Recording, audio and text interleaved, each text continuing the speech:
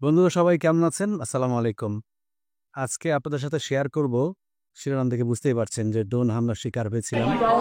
না, আমি ড্রোন হামলার শিকার হইনি। আমার ড্রোনটি হামলার শিকার হয়েছিল। সেই ঘটনায় আপনাদের বলব আজকে। ঘটনাটা প্রায় ১ বছর আগের। কতিপয় দুষ্ট বালক আমার ড্রোনটি অ্যাটাক করেছিল।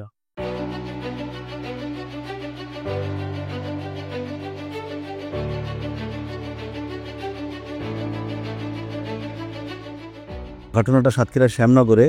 ড্রোনটা কিনেছি তখন মাত্র মাসখানেক হয়েছে। তো সেখানে ওড়ানোর সময় এই যে ঠিক দেখতে পাচ্ছেন যে বামে কয়েকটা কচি ছেলেপেলে ছিল অল্প বয়সী। তারাই আসলে আমার ড্রোনের উপর হামলা করেছে। উপর্যুপরি কয়েকটা পাথর মেরেছে। একটা পাথর লেগেছে, যেমন এই যে এই একটা পাথর চলে গেল, একটা মিস হয়েছে আর একটা লেগেছে। তখন আমি গগলসে দেখতে পেলাম যে লেখা উঠেছে যে ইমপ্যাক্ট ডিটেক্টেড। তো আমি হঠাৎ করে বুঝলাম না যে কী ব্যাপার, গাছের সাথে বাড়ি খেলো কি না, কিংবা কী হলো। তো তখন আমি হঠাৎ করে দেখলাম যে আরেকটা পাথর সাঁই করে ছুটে গেল। তখনই বুঝলাম যে ড্রোনকে লক্ষ্য করে কেউ হয়তো পাথর ছুটছে। আমি বিন্দুমাত্র সময় নষ্ট না করে এক টান দিয়ে বেশ খানিকটা উপরে উঠে কিছুটা ঘুরে আসলে আবার সেই জায়গাটাতে যাওয়ার একটা চিন্তা করেছিলাম, কিন্তু পরে কি মনে করে আসলে যাইনি। চিন্তা করলাম যে ব্যাক করে আসি, কেননা একটা পাথর লেগেছে, আরও ২-৩টা পাথর খুব কাছ দিয়ে সাঁই করে বের হয়ে গেছে। তো আমি আসলে হঠাৎ করে ভয় পেয়ে যাই যে যদি কোনো কারণে আর কেউ অ্যাটাক করে কিনা, কেননা অ্যাভাটার 2 যেটা, সেটা গগলস ব্যবহার করে অপারেট করতে হয়, পাইলটিং করতে হয়।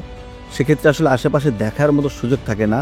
আর আমি তখন একদম নতুন, মানে এই ঘটনা কিন্তু প্রায় বছর খানেক আগে। তো সেই সময়টাতে আমি ঠিক বুঝতে পারছিলাম না যে আমি ঘুরে গিয়ে দেখবো কিনা। এর চেয়ে বেটার আমি ব্যাক করে আসি। তো এই যে আমি ব্রিজে দাঁড়িয়ে আছি এবং আমি ব্যাক করে চলে আসলাম ড্রোনটাতে।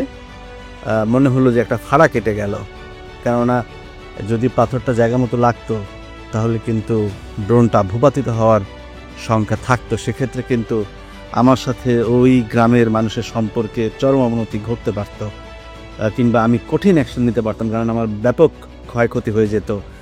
ড্রোনটা কিনেছি মাত্র ১ মাস হলো, ১,৪০,০০০ টাকার মতো লেগেছিল, মেমোরি কার্ড এবং আরও অ্যাক্সেসরিজ, কিছু ফিল্টার টিল্টার সব কিছু নিয়ে। তো যাই হোক বন্ধুরা, সবাই ভালো থাকবেন এবং দোয়া করবেন যাতে আমার ড্রোনটা অক্ষত থাকে, কোনো অ্যাটাকের শিকার না হয়।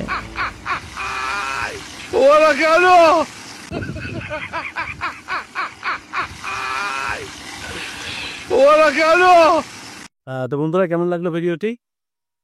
শেষটা নিশ্চয়ই দেখে বুঝতে পারছেন যে আরেক দফা দুর্ঘটনার সম্মুখীন হতে যাচ্ছিলাম সেই দিন। তো সেই গল্প বলবো আরেকদিন। সবাই ভালো থাকবেন। আল্লাহ হাফেজ।